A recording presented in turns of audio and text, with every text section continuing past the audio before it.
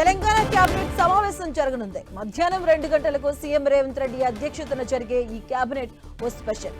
ఇప్పటి వరకు ప్రభుత్వం నిర్ణయించిన ఎజెండాపై కేబినెట్ జరిగేది. కానీ ఈ కేబినెట్ రేవంత్ సర్కార్ ఏడాదిన్నర పాలనలో నిర్వహించిన కేబినెట్ మీటింగ్ లో తీసుకున్న నిర్ణయాలపై ప్రెజెంట్ స్టేటస్ ను సమీక్షించనుంది మంత్రివర్గం. సీఎం రేవంత్ రెడ్డి సుపరిపాలన లక్ష్యంగా పాలనలో కొత్త సంస్కరణలకు శ్రీకారం చుట్టారు. ఇందులో భాగంగా ఇక మీదట ప్రతి నెలలో 2 సార్లు మంత్రివర్గ సమావేశం నిర్వహించాలని నిర్ణయించారు.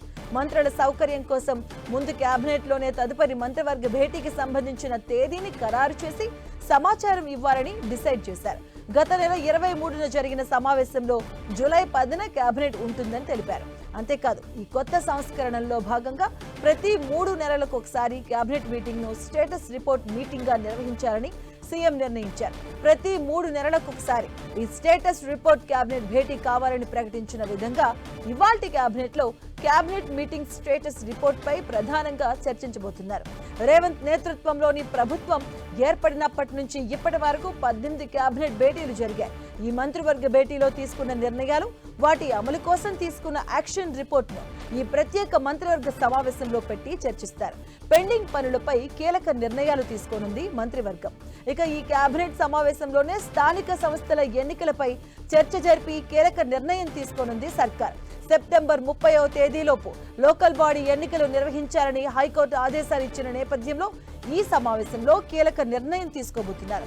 బీసీలకు 42% రిజర్వేషన్ల పెంపు కోసం పంచాయతీరాజ్ చట్టంలో సవరణ చేయాలి అన్న యోచనలో ప్రభుత్వం ఉన్నట్లుగా సమాచారం. దీనిలో భాగంగా తెలంగాణ పంచాయతీరాజ్ చట్టం 2018లో సవరణ చేయాలి అనే ప్రతిపాదనపై కేబినెట్ సుదీర్ఘంగా చర్చించనుంది. ప్రస్తుతం చట్టంలోని 285A సెక్షన్ ప్రకారం ఎస్సీలు, ఎస్టీలు, బీసీలకు కలిపి 50% మించి రిజర్వేషన్స్ ఉండకూడదని స్పష్టంగా ఉంది. ఇది సుప్రీంకోర్టు తీర్పుల ప్రకారం అమలులో ఉంది. అయితే ప్రభుత్వం ఇప్పుడు ఈ సెక్షన్ ను సవరించి ప్రత్యేక సందర్భాల్లో 50% మించవచ్చు అనే విధంగా మార్చే పంచాయతీరాజ్ చట్ట సవరణకు కేబినెట్ ఆమోదం తెలపబోతుంది. కేబినెట్ ఆమోదంతో ప్రత్యేక జీవో తెచ్చి ఎన్నికలకు వెళ్లే యోచనలో సర్కారు ఉన్నట్లుగా తెలుస్తుంది.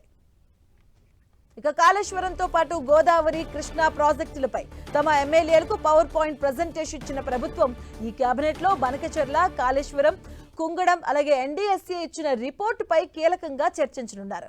ఈ రిపోర్టులపై ఎలా ముందుకు వెళ్లాలి అనే దానిపై కూడా ఈ సమావేశంలో చర్చించి ఓ నిర్ణయం తీసుకోబోతున్నారు. వీటితో పాటు గిగ్ వర్కర్ల పాలసీ, మైనింగ్ పాలసీలపై మంత్రివర్గం చర్చించబోతుంది. ఇక సెస్ బోర్డు ఏర్పాటు, రాజీవ్ యువజ వికాసం, కొత్త రేషన్ కార్డుల జారీపై డిస్కస్ చేస్తారు. అంతేకాకుండా వర్షాకాలం మొదలైన నేపథ్యంలో రైతులకు సంబంధించిన సమస్యలు, తీసుకోవాల్సిన చర్యలు, యూరియా సరఫరా వంటి అంశాలపై కూడా చర్చించి రైతులకు ఎరువుల కొరత లేకుండా చర్యలు తీసుకునేలా ప్రణాళికలు సిద్ధం చేయబోతున్నారు. అలాగే ఇందిరమ్మ ఇళ్ల పురోగతిపై కేబినెట్ సమావేశంలో చర్చిస్తారని సమాచారం. ఇక ఇటీవల సంచలనం ఘటనగా నిలిచినటువంటి పాసమైలారం సిగాచి రసాయన పరిశ్రమలో ప్రమాదం, భవిష్యత్తులో ఇలాంటి ఘటనలు జరగకుండా తీసుకోవాల్సిన చర్యలపై ఈ కేబినెట్ లో చర్చించే అవకాశం ఉంది.